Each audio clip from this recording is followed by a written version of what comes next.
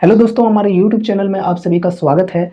आज हम बात करने वाले हैं आईटी सेक्टर के बारे में। जैसा कि आप सभी को पता है कि पिछले दिन यानी कि फ्राइडे को हमारी जो आईटी कंपनीज हैं उनमें काफ़ी ज़्यादा गिरावट देखने को मिली है। आज हम जानेंगे कि उसका रीज़न क्या था जिसकी वजह से इतनी ज़्यादा गिरावट हमें देखने को मिली और आगे क्या मतलब पॉसिबिलिटीज़ हैं, क्या चांसेज हैं, क्या आगे बढ़ सकते हैं या फिर और भी ज़्यादा गिरेंगे ये। ठीक है, तो ये सारी चीज़ें आज हम देखेंगे। चलो शुरू करते हैं। फर्स्ट ऑफ ऑल आपको मैं यहाँ पर कल का परफॉर्मेंस दिखाना चाहूँगा हमारे निफ्टी आईटी का। आज तो चूंकि सैटरडे है तो मार्केट क्लोज है। यहाँ पर निफ्टी आईटी का देख सकते हो, ओवरऑल जो परफॉर्मेंस है वो काफ़ी खराब रहा। -2.33% से यहाँ पर गिरावट दिखाई है। यहाँ पर कुछ टॉप 10 कंपनीज आपको मैं दिखाना चाहूँगा, ये देख सकते हो। तो सभी में गिरावट ही आपको देखने को मिल रही है। यहाँ पर सबसे नीचे में बात करें जो कि है LTI माइंडट्री, इसमें देख सकते हो सबसे ज़्यादा गिरावट देखने को हमें मिली है, -2.94%, यानी कि लगभग 3% मान सकते हो। ठीक है, इसके बाद यहाँ पर इन्फोसिस भी काफ़ी ज़्यादा गिरावट दिखाई है, -2.78%, कोफोर्ज -2.71%, परसिस्टेंट भी काफ़ी ज़्यादा गिरावट दिखाई है, -2.56%, विप्रो भी गिरावट दिखाई है, -2.46%। इसी प्रकार से लगभग सारे जो आईटी कंपनीज हैं उनमें हमें गिरावट देखने को मिली है। स्पेशली ये जो टॉप 10 कंपनीज है ये काफ़ी ज़्यादा गिरे हैं आज। ठीक है, तो देख सकते हो टेक महिंद्रा भी, टीसीएस भी, एलटीटीएस भी, एम्फेसिस सभी यहाँ पर गिरावट दिखाए हैं, कोई कम कोई ज़्यादा, लेकिन 1% से कम यहाँ पर जो टॉप 10 कंपनीज है इनमें से कोई भी नहीं है। ठीक है, चलो अब हम इसके रीजन्स की बात करते हैं, क्यों इतना ज़्यादा गिरी। ठीक है, फर्स्ट ऑफ ऑल यहाँ पर हम बात करते हैं इस कंपनी के बारे में। इस कंपनी का नाम कितने लोगों ने सुना है ज़रूर से कमेंट करके बताना। ठीक है, और चलो अब हम बात करते हैं कि ये क्या है। एसेंचर एक वर्ल्ड की सबसे बड़ी आईटी कंपनी है। ठीक है, पूरे वर्ल्ड की।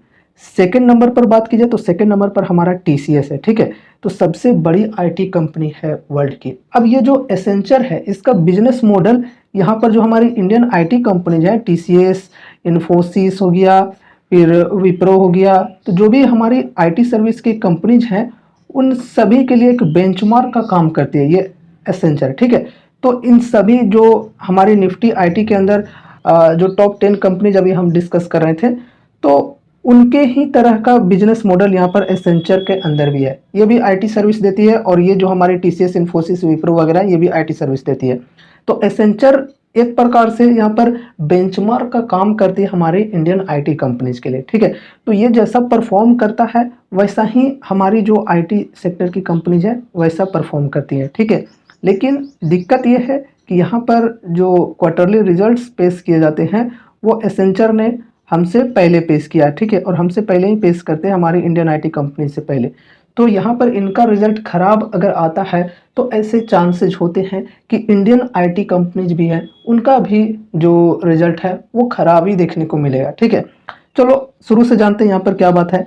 एसेंचर में देखो, यहाँ पर लगभग सितंबर 2023 की बात है, इन्होंने यहाँ पर अपना गाइडेंस जारी किया था कि इनकी जो रेवेन्यू है वो फाइनेंशियल ईयर 24 के लिए यहाँ पर जारी किया था कि यहाँ पर इनकी रेवेन्यू बढ़ सकती है 2% से लेकर 5% तक। ठीक है, 5% तक बढ़ सकती है। यहाँ पर लिखने में थोड़ी सी दिक्कत हो रही है, यहाँ पर लिख देता हूँ ऊपर में, 2% से लेकर 5% तक बढ़ने की यहाँ पर उम्मीद थी। ठीक है, FY24 के लिए। ठीक है, तो ये सितंबर 23 में यहाँ पर इन्होंने ये गाइडेंस जारी किया था एसेंचर ने। अब यहाँ पर 24 की बात की जाए तो 24 का जो Q1 था उसमें इन्होंने अपना जो रेवेन्यू पेश किया था, तो Q1 का रेवेन्यू था यहाँ पर 15.81 बिलियन डॉलर। ठीक है, 15.81 बिलियन डॉलर पेश किया था Q1 में। एंड उसके बाद Q2 की बात करें तो Q2 में यहाँ पर पेश किया कितना, 15.8 बिलियन डॉलर, ये यहाँ पर रिजल्ट पेश किया। तो लगभग यहाँ पर सेम ही रिजल्ट यहाँ पर हमें देखने को मिले दोनों क्वार्टर्स के अंदर। अब यहाँ पर इनका एसेंचर का यानी कि कहना ये है कि हमारी जो यहाँ पर रेवेन्यू है वो जो एक्सपेक्टेशन इन्होंने किया था सितंबर में कि बढ़ेगी कितना, 2% से लेकर 5% तक, ये FY24 के लिए यहाँ पर इन्होंने गाइडेंस दिया था। अब यहाँ पर ये रिजल्ट्स को देखते हुए यहाँ पर इन्होंने फिर से गाइडेंस यहाँ पर चेंज किया और इन्होंने बताया कि FY24 के लिए अब 2% से लेकर 5% नहीं, यहाँ पर अब रेवेन्यू की उम्मीद की जा रही है कि 2024 में हमारी रेवेन्यू जो होगी वो 1% से लेकर 3% तक ही होगी। ठीक है, मिनिमम 1% से बढ़ेगी और मैक्सिमम 3% तक ही 2024 में हमारी रेवेन्यू बढ़ेगी। पहले यहाँ पर बोला गया था कि मिनिमम 2% हमारी रेवेन्यू बढ़ेगी 2024 में और मैक्सिमम 5% तक बढ़ सकती है। तो ये भी कुछ खास नहीं था और अब तो और भी ज़्यादा खराब यहाँ पर गाइडेंस देखने को मिल रहा है।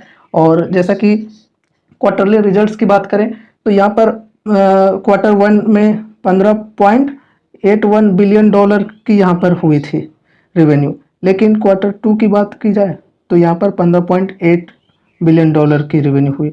तो कुछ खास यहाँ पर बड़ी बदलाव देखने को नहीं मिली। यहाँ पर लोगों की जो मार्केट की एक्सपेक्टेशन थी वो ये थी कि यहाँ पर इस बार जो Q2 है इसमें अप्रोक्स 0.5% की तेज़ी देखने को मिलेगी, लेकिन ऐसा कुछ नहीं हुआ। लगभग सेम ही यहाँ पर Q2 में भी रेवेन्यू रह गया। ठीक है, तो यहाँ पर ये चीज़ें हुई क्वार्टरली में। अब यहाँ पर ऐसा क्यों हुआ कि इनका रेवेन्यू इतना ज़्यादा गिर रहा है? ठीक है, तो इसका भी रीज़न इन्होंने दिया कि जो न्यू बुकिंग्स होते हैं, मतलब न्यू ऑर्डर्स की बात अगर हम करें तो न्यू ऑर्डर्स इनको काफ़ी अब कम मिल रहे हैं।